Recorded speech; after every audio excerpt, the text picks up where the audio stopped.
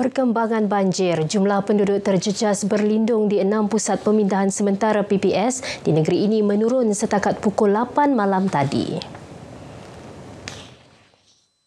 Berdasarkan infografik Sekretariat Jawatankuasa Pengurusan Bencana Negeri, bilangan penduduk terjejas menurun kepada 693 orang daripada 201 keluarga. Daerah Membakut dan Papar menyaksikan tren menurun dengan Membakut 192 orang daripada 64 keluarga, manakala Papar 198 orang daripada 55 keluarga. Di Penampang, jumlah penduduk terjejas kekal 303 orang daripada 82 keluarga kekal di 3 PPS. Keseluruhannya sebanyak 53 kampung masih terjejas. Laporan kerosakan prasarana jalan raya dan cerun akibat bencana banjir di Sabah dijangka akan diperoleh dalam masa terdekat.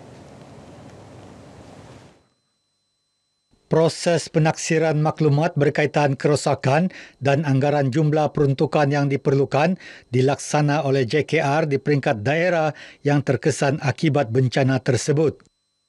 Dan lepas itu kita akan membuat keputusan untuk mendapatkan peruntukan keperluan membaiki. 3 perkara yang dibaiki, jalan raya, kedua cerun, ketiga bangunan awam.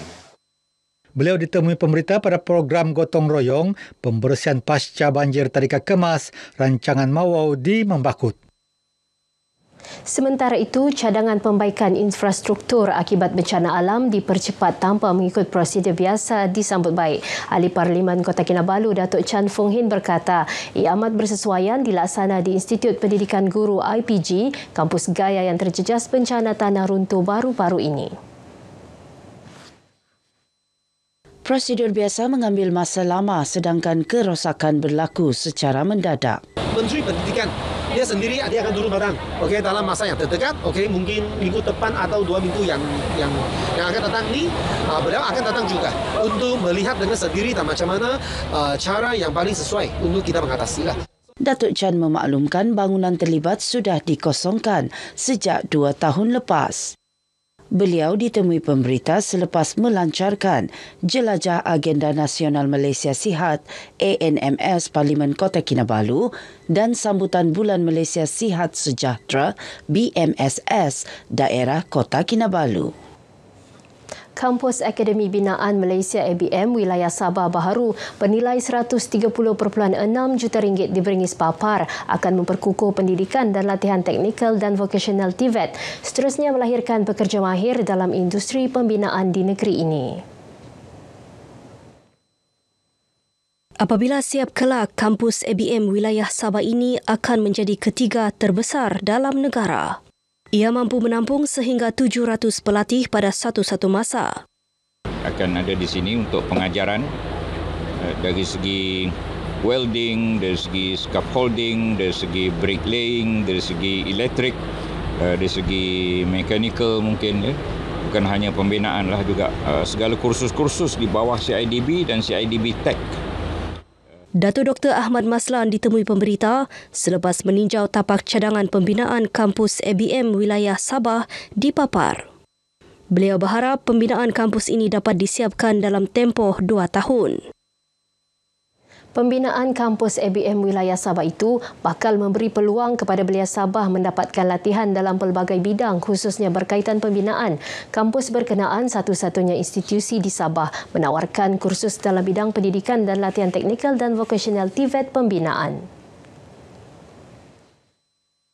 Kita juga mengharapkan agar lepasan pelatih yang dilahirkan oleh EBM akan mendapat peluang daripada pembinaan di seluruh negeri Sabah ini dan khususnya dalam projek pembinaan di EBM ini sendiri. CIDB menerusi ABM juga akan terus menawarkan kursus latihan berfokus pembinaan dengan teknologi baharu. Kita akan cuba memperkenalkan teknologi-teknologi yang bersangkutan dengan artificial intelligence, Internet of Things dan autonomous vehicle dan sebagainya. Dia digitalize the machinery yang boleh memajukan perkembangan pembangunan di negara inilah. Kursus ditawarkan itu meningkatkan daya saing pekerja tempatan di peringkat antarabangsa. Air bersih nadi kehidupan. Bagi penduduk kampung Mararagang, Keningau, suatu ketika dulu, air tadahan hujan sumber utama. Kini seteguk air jernih bukan lagi sekadar harapan. Ia hadir bersama sinar perubahan melalui program bekalan air luar bandar alternatif atau BALBA. Ikuti perkongsian Hector Zaimit dalam Aspirasi Bayu.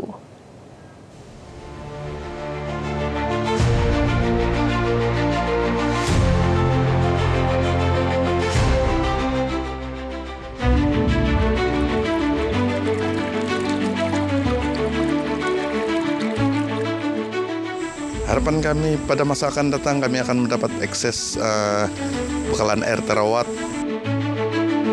Agar permohonan saya berkaitan bekalan air bersih yang mana telah pun pihak Jabatan Air Keningau membuat lawatan baru-baru ini agar proses pelaksanaan dapat dipercepatkan. Dari harapan itu hadir sebuah jawapan BALBA yang membawa perubahan nyata kepada penduduk. Secara pribadi dan bagi mewakili masyarakat Kampung Mararagang, sudah tentu sekali saya merasa gembira dengan terpilihnya Kampung Mararagang di dalam pelaksanaan proyek ini.